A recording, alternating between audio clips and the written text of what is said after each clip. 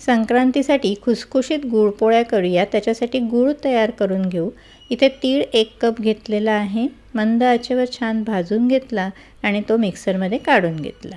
अर्धा कप इथे खोबऱ्याचा कीस घेतला, तो सुद्धा भाजून घेतला आणि तोही मिक्सरच्या भांड्यात काढला।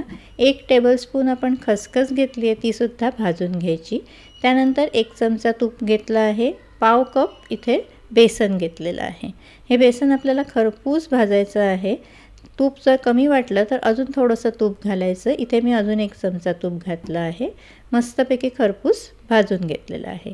1 कप इथे आपण गूळ घेतला आहे आणि त्याच्यात 2 चमचे आपण पाणी घालून घेतलेलं आहे। गुळाचा आपल्याला पाक करायचा नाही आहे, आपल्याला फक्त गूळ पातळ करून घ्यायचा आहे। गूळ पातळ झालेला आहे, गॅस बंद करून घेऊ।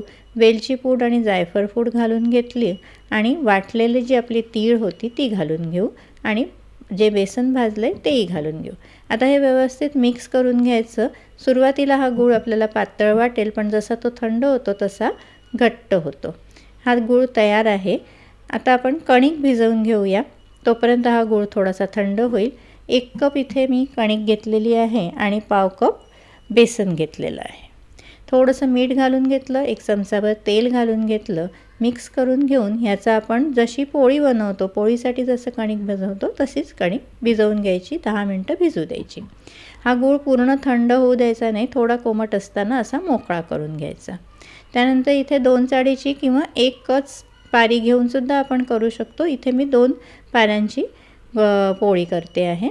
अशा प्रकारे गूळ पसरवून घेतला, व्यवस्थित सगळीकडनं चिटकवून घ्यायचं आणि आपण हलक्या हाताने त्याला लाटून घेणार आहोत। आपल्याला 1 पारीची सुद्धा करता येते। त्याची वाटी करायची, त्याच्यामध्ये गूळ भरायचा आणि अशाच प्रकारे लाटायची। आता ही लाटून तयार आहे। जर असं वाटलं की कडेला गूळ नाही गेलेला तर अशा कडा कापून घ्यायच्या आणि तव्यावर आपण इथे मस्त खरपूस भाजून घेणार आहोत। तूप घालून घेतलं, दोन्ही बाजूंनी छानपैकी व्यवस्थित खरपूस भाजून घ्यायचं।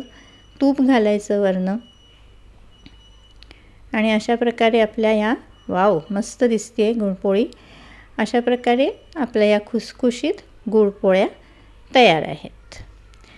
गूळ करायलाही सोपा आहे आणि तो आपण पातळ करून घेतो, त्याच्यामुळे एक खरपूसपणा छान येतो गुळामध्ये। अशा ह्या गुळपोळी नक्की करून बघा। आवडली तर लाईक, शेअर आणि सबस्क्राईब नक्की करा।